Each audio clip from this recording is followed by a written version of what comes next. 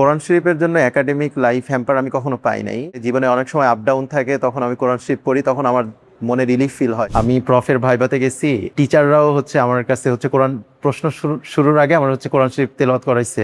আর pharmacology viva এই কারণে আলহামদুলিল্লাহ খুব ভালো হয়েছিল। মা বাবার এসেছিল যে আমি যেন হাফেজ মাওলানা এবং সাথে যেন সমাজের সেবা করতে পারি, এবং এই কারণে আর কি মেডিকেল পড়তেছি এবং আলহামদুলিল্লাহ এখন ভালো লাগতেছে। ফজরের পরে তেলাওয়াত করি, তেলাওয়াত শেষে কিছু সময় রেস্ট নিয়ে ক্লাসে যাই, ক্লাস থেকে এসে বিকালের আগে টাইম পাই, তখন তেলাওয়াত করা যায়। মাগরিবের পরে টাইম পাওয়া যায়। ক্লাসের পাশাপাশি তারাবির পড়া বা তারাবি পড়ানোর জন্য প্রিপারেশন নেওয়া, এটা আসলে খুব কঠিন কিছু না। অনেকের মধ্যে একটা ট্যাবু কাজ করে যে মাদ্রাসায় পড়ছে, পাঞ্জাবি পরে, দাড়ি রাখে, অন্যদের সাথে মানায় নেওয়া কেমন হবে। কেউ যদি নিজেকে ছোট মনে করে সেটা ছোটর ব্যাপার, কিন্তু নিজের থেকে যদি প্রাউড ফিল করে যে আমি একটা সুন্নাত ধরে রাখতে পারছি, ইনশাআল্লাহ সে সব জায়গায় ব্রাইট করবে।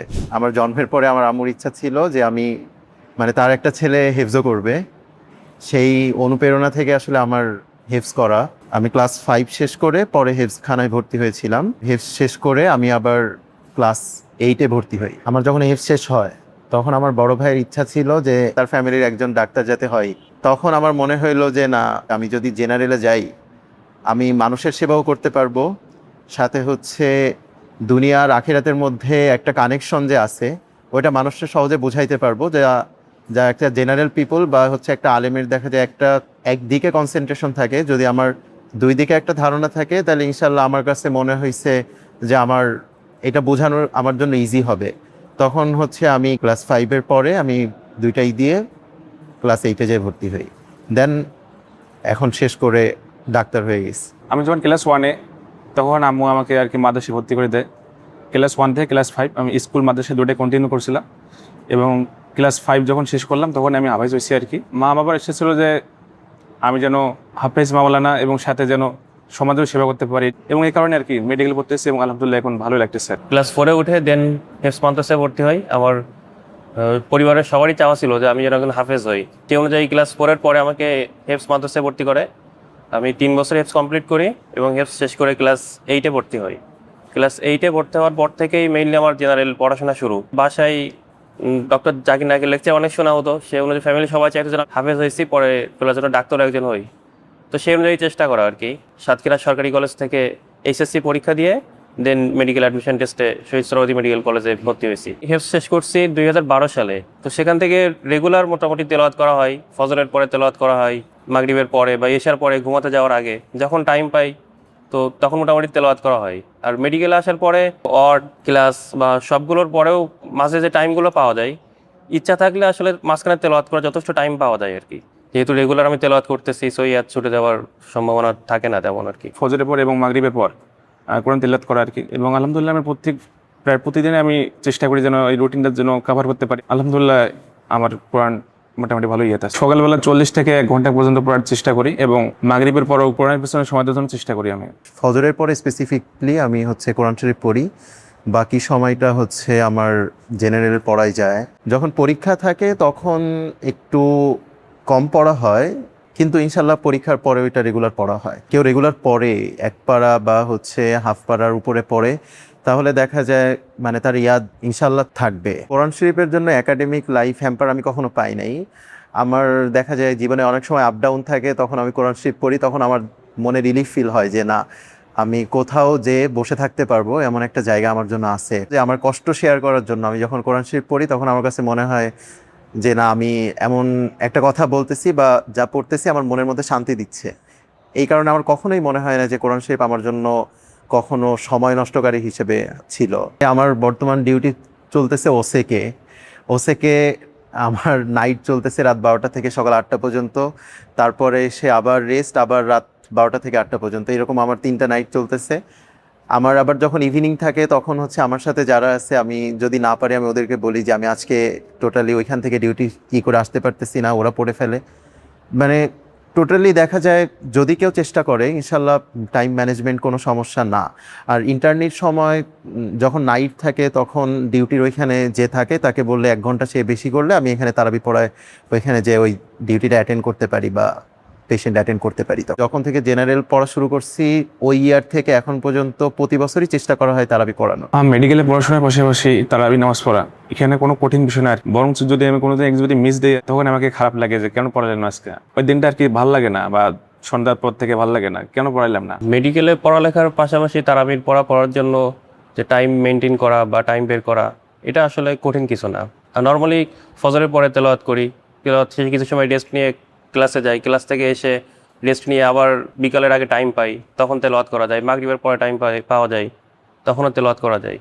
সো ক্লাসের পাশাপাশি তারাবির পড়া বা তারাবি পড়ানোর জন্য প্রিপারেশন নেওয়া, এটা আসলে খুব কঠিন কিছু না। বন্ধুদের সাথে সবার সাথে অনেক ফ্রেন্ডলি সম্পর্ক, আমি যাদের সাথে পড়ছি সবার সাথেই খুব ভালো সম্পর্ক আছে। সবার মধ্যেই খুব ভালো একটা সম্মান পায়, তারা আলাদাভাবেই অন্যদের থেকে আলাদাভাবে একটু বেশি সম্মান করে মনে হয়। বন্ধুদের সাথে সম্পর্ক হাফেজ হিসেবে আলাদা মূল্যায়ন এটা অবশ্যই পাই। আমি সব জায়গায় জিনিসটা ফেস করছি যে দেখা যায় যখন আমি প্রফের ভাইভাতে গেছি তখন টিচাররাও আমার কাছে কোরআন প্রশ্ন শুরুর আগে আমার কোরআন শরীফ তেলাওয়াত করাইছে।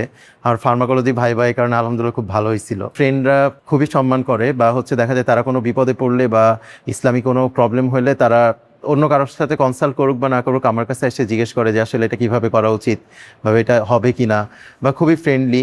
বা তারা ট্যুরে যাওয়ার সময় আমি প্রচুর ট্যুর দেই, এই কারণে ট্যুরে যাওয়ার সময় তারা প্রথমে আমার কাছে আসে যে যাবি কি না। ইভেন আমরা বাংলাদেশ সব জায়গায় ট্যুর দেওয়ার শেষ, ইন্ডিয়াতেও ট্যুর দিয়ে আসছি। ফ্রেন্ডদের সাথেও আলাদা করে কোনো ডিফারেন্স থাকে না যদি কেউ এটা মেনটেন করতে পারে। সব কিছু পজিটিভ ভাইবে থাকে যদি সে নিজের থেকে পজিটিভ থাকে। অনেকের মধ্যে একটা ট্যাবু কাজ করে যে মাদ্রাসায় পড়ছে, পাঞ্জাবি পরে, দাড়ি রাখে, অন্যদের সাথে মানায় নেওয়া কেমন হবে।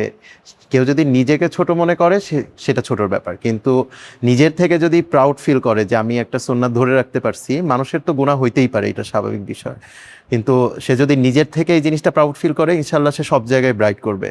কেউ যদি চায় আর কি সে যে কোনো লাইনে ভালো করতে পারবে। যেমন আমি বাইরে মেডিকেলের সেক্টরে যাচ্ছি, অনেকে ইঞ্জিনিয়ারিং সেক্টরে যায়, অনেকে ভার্সিটিতে পড়ে অনেক ভালো ক্যারিয়ার করবে ইনশাল্লাহ। আর মাদ্রাসা শিক্ষা এখন বলতে গেলে এটা কমপ্লিট প্যাকেজ, যেখানে আরবি বা আমাদের ধর্মীয় শিক্ষার পাশাপাশি জেনারেল শিক্ষাও দেওয়া হয়। আর এখন তো বর্তমানে জেনারেল প্লাস মাদ্রাসা দুইটা সিলেবাসের কোনো ডিফারেন্স নাই, বরং মাদ্রাসাগুলোতে আরও ধর্মীয় শিক্ষাটা বেশি দেওয়া হয়।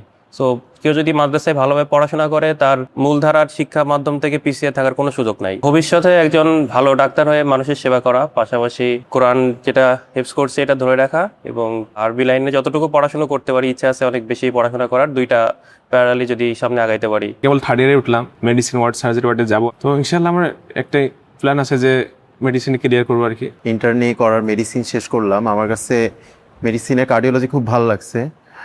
আর বাকি সার্জারি করতেছি আপাতত, যদি ইচ্ছা চেঞ্জ না হয় ইনশাল্লাহ কার্ডিওতে কেরিয়ার করার ইচ্ছা আছে। কেউ যদি চায় যে ছেলের হিফজও করাবে প্লাস জেনারেলে পড়াবে, আমার কাছে নিজের পার্সোনালি মনে হয়েছে যে কোনো একটার দিকে বেশি ফোকাস করা উচিত। যদি চায় যে না আমার ছেলে হাফেজ হোক, তারপরে জেনারেলের ভালো কোনো কিছু করুক, ছোট থেকেই হেফজোখানায় দেওয়া উচিত। অল্প দিনে তাহলে তার হেফজো শেষ হইলে তারপরে তার জেনারেলে নিয়ে আসা উচিত। কম্বাইন জিনিসটা আমার কাছে একটু ডিফিকাল্ট মনে হয়েছে, কারণ কম্বাইনে থাকলে দেখা যায় ডিস্ট্রাকশন বেশি থাকে। মানুষের জীবনে ধর্মীয় মূল্যবোধ একটা অনেক গুরুত্বপূর্ণ ফ্যাক্টর হিসেবে কাজ করে, এবং আমরা মুসলিম হিসেবে আমাদের উচিত যে আমরা বর্তমানে দুনিয়াকে মেইনলি ফোকাসিং করতেছি, দুনিয়াকে প্রাধান্য দিচ্ছি বেশি। সবচেয়ে আমাদের উচিত যে আখিরাতকে প্রাধান্য দেওয়া এবং সেই অনুযায়ী কাজ করা। এবং এক্ষেত্রে যদি কেউ আগে ধর্মীয় মূল্যবোধ শিখে আসে, যেমন হেফজো করে বা মাদ্রাসায় পড়ে, সেক্ষেত্রে তার জন্য দেশের জন্য সেবা করা অনেক ভালো হবে এবং ইসলামকেও আর কি সাথে নিয়ে আগাতে পারবে। ক্লাস 1, 2 বা এই সময়গুলোতে বাসায় কোরআন শেখানোর ব্যবস্থা করা, বা কোনো মাদ্রাসায় অনাবাসিক থেকে সে কোরআন শিখতে পারে, বা 2, 3, 4 উঠলেই মোটামুটি হেফজ মাদ্রাসায় আবাসিকে ভর্তি করে দেওয়া উচিত। এরপরে সে হেফজ কমপ্লিট করবে, দেন তারপর থেকে যদি জেনারেল পড়াশোনা কন্টিনিউ করে তাহলে সেটাই মনে হয় সব থেকে ভালো হয়।